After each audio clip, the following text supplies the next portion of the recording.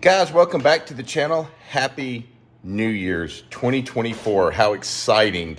Now, I am wearing my Alabama, it's filthy, but I am wearing my Alabama hoodie. It's cold here in Alabama. It's kind of sad. We lost the game to Michigan. Congratulations, Michigan. You guys played a hell of a game and we deserve to lose it. So I can't wish you luck on the next game. I'm going to have to be a Washington guy.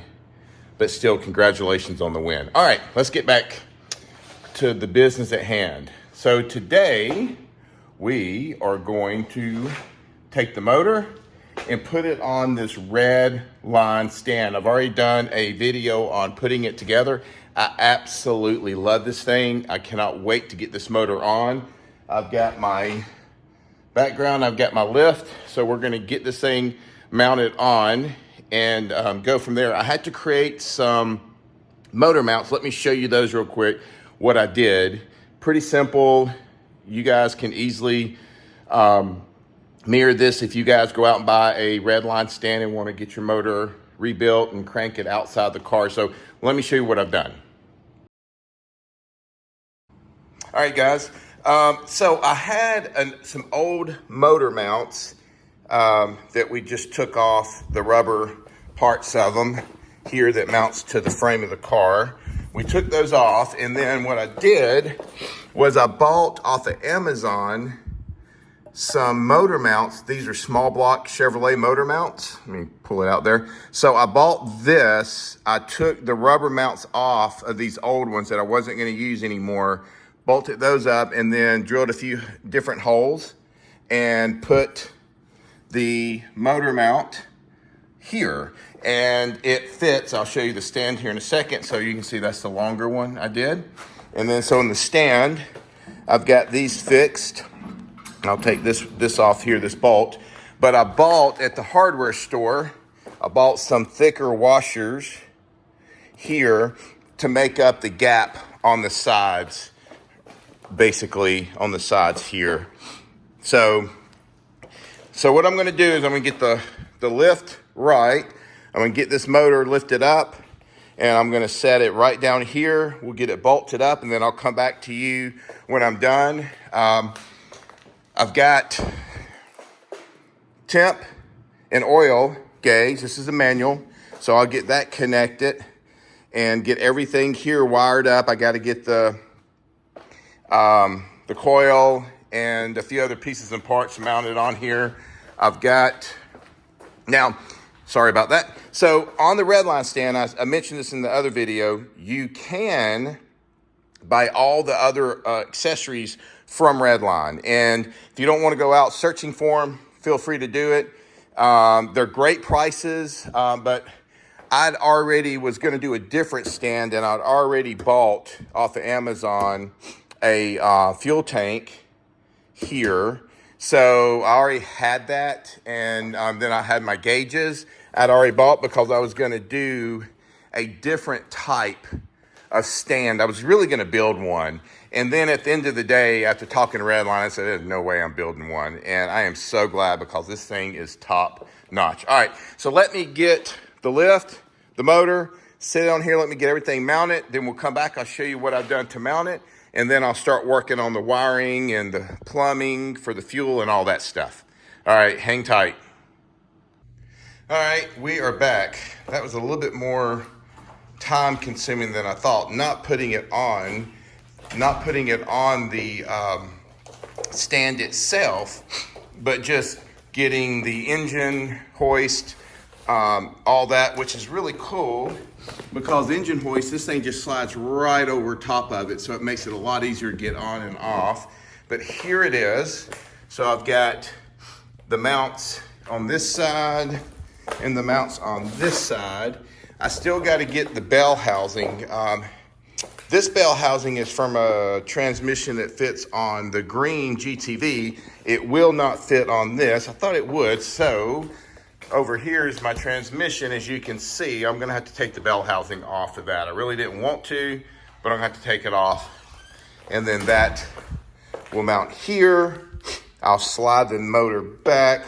Let's see, there we go. I'll slide the motor back and position it, and then that'll hold it back in. But I can't do that until I get on the flywheel. So I need to get the flywheel on, I need to torque all that stuff down. Then I need to torque my pulley down here. Double check top dead center and everything. I'll triple check it one more time as well. So, yeah. So, I think the next step is let me get the flywheel on. Then we'll jump back on and we'll see what that looks like. I'll get that all mounted and torqued down. And then the pulley. And then we'll jump back on the video. So far, this RedLine stand is absolutely amazing. I absolutely love it. I think one cool thing that maybe they should do is have a bar here that you can take it to, you know, kind of guide it around would be pretty cool. I mean, I can guide it around with this, of course, but it'd be neat to be able to use something a little bit more sturdier than that thinner metal there. But it'll work either way, man. I'm just thrilled with RedLine. I'm so impressed with this stand. I'm so glad I did not try to build one myself. All right, stay tuned. All right, guys, and here it is. I've got the flywheel on. These are torqued down, and the tab washers are on, every one of them, so that's good. Let's see, what else? I've got the valve cover is on as well, and these are torqued down to, I use Centerline's torque specifications. I've got the pulley nut torqued down as well.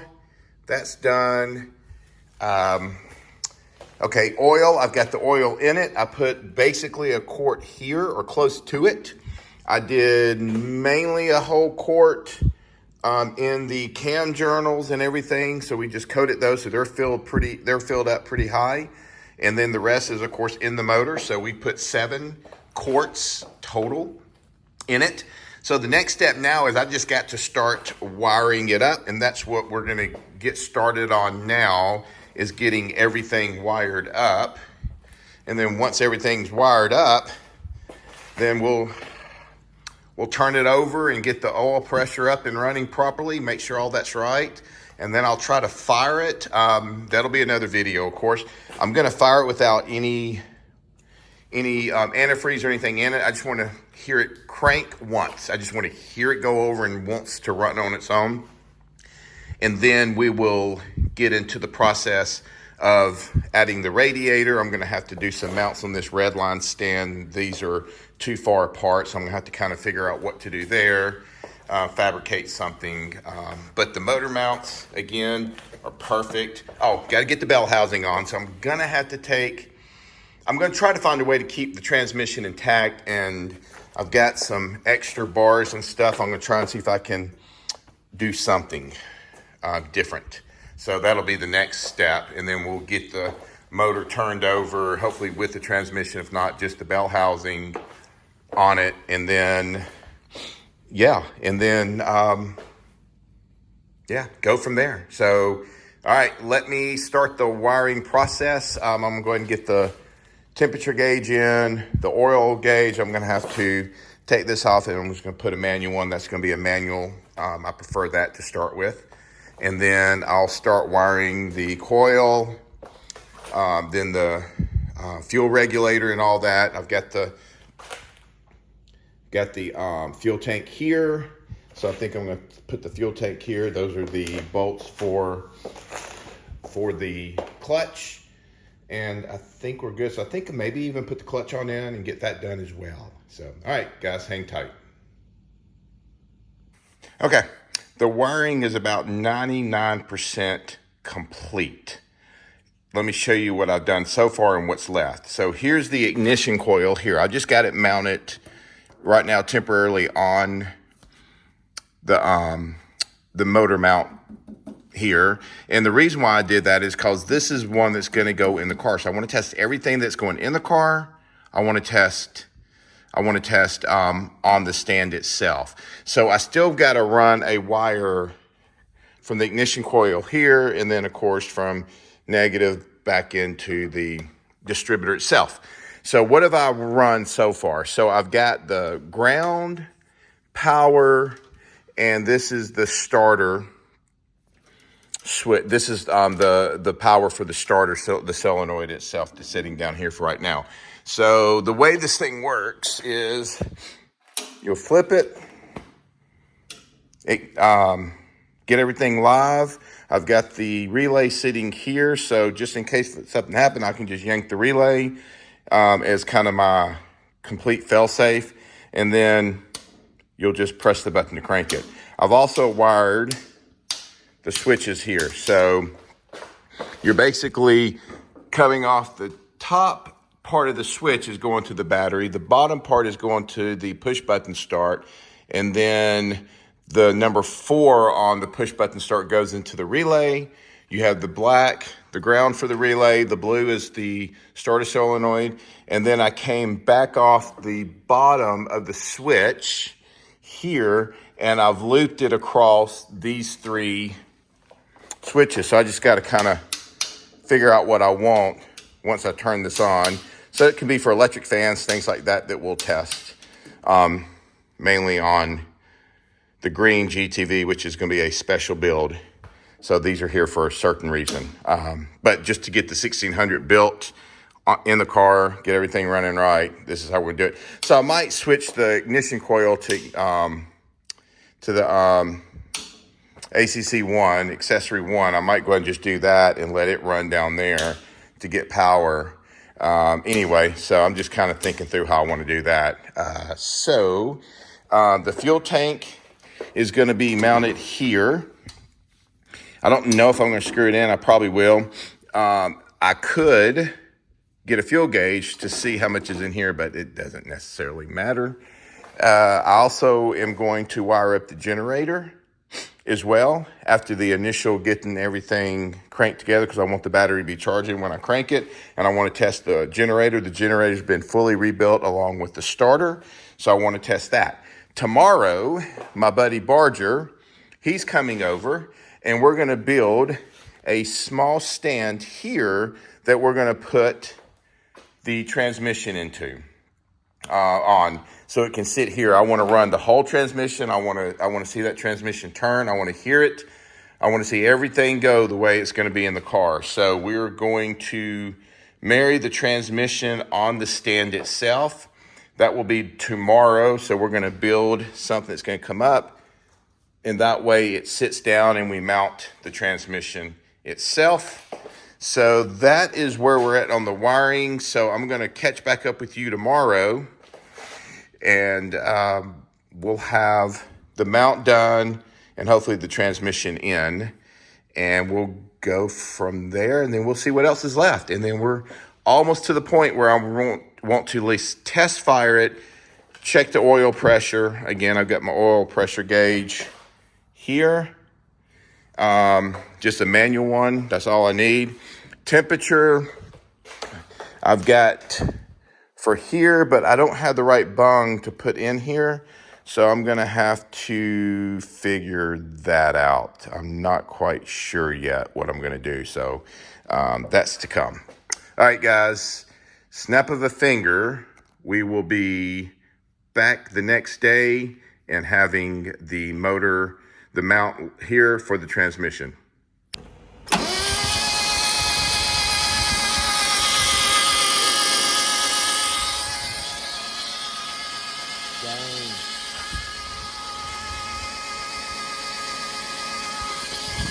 All right, guys, there we have it. I would say we got a successful oil pump happening right now. Good to go. Plugs are out, spinning it over. All right, looks good. All right, guys, I've primed the pump as you saw earlier. I've got fuel, everything's put together. We're looking good. Our PSI is sitting at about 4 to 5. We're good. So tank, pump out, regulator up. Everything's fine. Got clear line here. That'll be changed, but got this green line here just so I could see things moving. So let's see if we can get this thing fired up. So we'll give it a couple So everything's primed. It did try to hit off camera, but I wanted to do this on camera with you guys. So we'll hit main power, turn the coil on, and let's see what it does. Yes! She is a running. All right. Walk around for a second.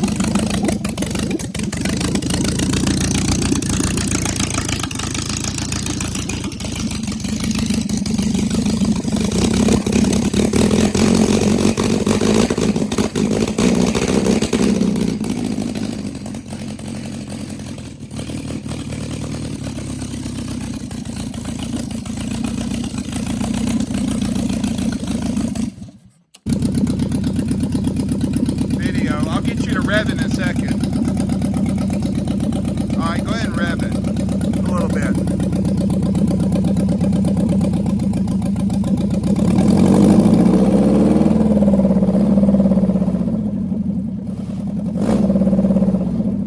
Go ahead, a little more.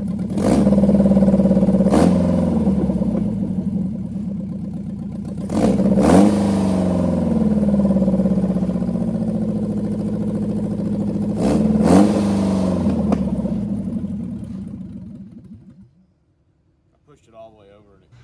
All right, guys, we are back. It's the next day to finish up the video. We kind of ran into the night last night and I got tired, so I figured we'd finish it up today. All right, so if you go back to the first video clip, that was the one of the motor running, but was coughing and spitting and shooting flames out the intake side.